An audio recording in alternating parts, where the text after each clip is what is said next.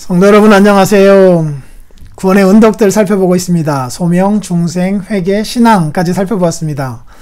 오늘은 칭의를 살펴볼 차례입니다. 칭의, 곧 의롭다 여김을 받는다 라는 것이에요.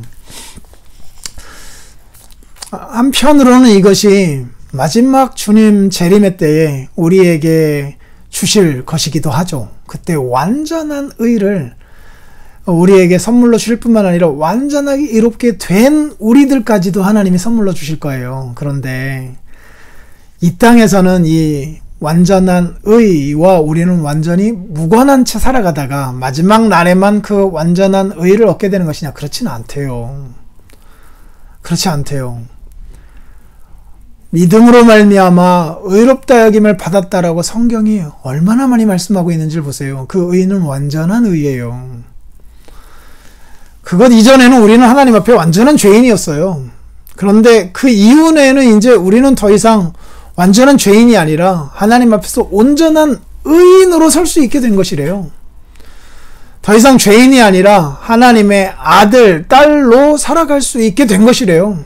하나님도 우리를 죄인으로 여기지 아니하시고 의인으로 여기신대요. 이유는 간단합니다. 그 죄의 값을 십자가에서 예수님이 다 없애주셨기 때문이에요. 다 갚아주셨기 때문이에요.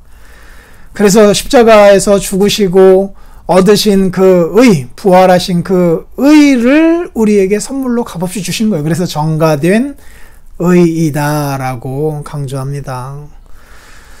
실제적으로 보면 이렇게 뚜렷하게 죄인의 모습인 우리들인데, 그러나 하나님의 입장에서 보면 죄의 값을 다 지불한 완전한 의인이래요. 오늘 우리들의 모습이 말이에요. 그러니 칭의에 있어서 우리들이 평생 잊지 말고 마음속에 간직해야 될 한 가지 사실이요. 이 칭의의 근거가 우리 주 예수님의 십자가에서의 죽으심이라고 하는 것, 그것을 기억해야 해요. 그래서 칭의가 방종으로 간다. 이건 말도 안 되는 일이에요. 어떻게 해서 그 칭의가 우리에게 온 건데요. 예수님이 십자가에서 죽기까지 하시면서 우리의 죄값을 다 없애주셔서 우리에게 의를 주셨다라고 하는 것인데, 칭의를 이야기하면서 그리스도의 구속을 노래하지 않는 것은 있을 수 없는 일이고요. 그리스도의 구속을 기리지 않으니까 칭의를 가지고 방종 어쩌고 저쩌고 하는 그 이야기거리들이 생겨나는 거예요.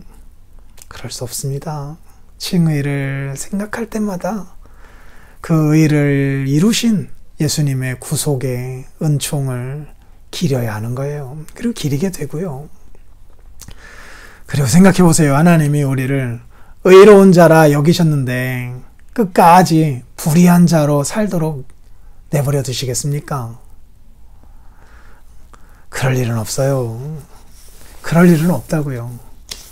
그래서 틀림없이요, 하나님이 이 의인으로 인정해 주셨기 때문에 결론적으로 하나님이 의로운 자로 우리를 다 만들어 가실 거예요. 만들어 가실 거예요. 내적 변화가 없는 오직 외적 선언에 불과한 그런 건 있을 수 없어요. 외적 선언으로 주께서 의로운 자라 인정해 주신 것이 결국은 의로운 자답게 빚어가는 힘이 될 것이고요. 그래서 궁극적으로 완전히 의로운 자로 빚어내실 것이에요. 그러니 어떤 의미에서 완전히 칭의에 걸맞는 완전한 의로운 자됨은 마지막 날에 이루어지겠죠. 마지막 날에요. 그러나 또 한 가지 중요한 사실, 예수 그리스도의 십자가로 구속을 완성해 놓으셨으니 그것으로 말미암아 우리에게 주신 완전한 의, 그 전가된 의, 이것도 소홀히 여겨서는 안 되죠. 전가된 의 안에서 그리스도의 구속의 은혜를 기리고 동시에 주님의 재림의 날에 완성된 의를 우리에게 주실 것이다 라고 하는 기대를 갖고 오늘도 의롭게 살아가야죠. 의인이라 인정함을 받았으니까 의롭게 살아가야죠. 선물을 받은 사람들에게는 이러한 사명이 있는 법입니다. 내일 뵙겠습니다. 저녁 기도회 때 또 뵙고요.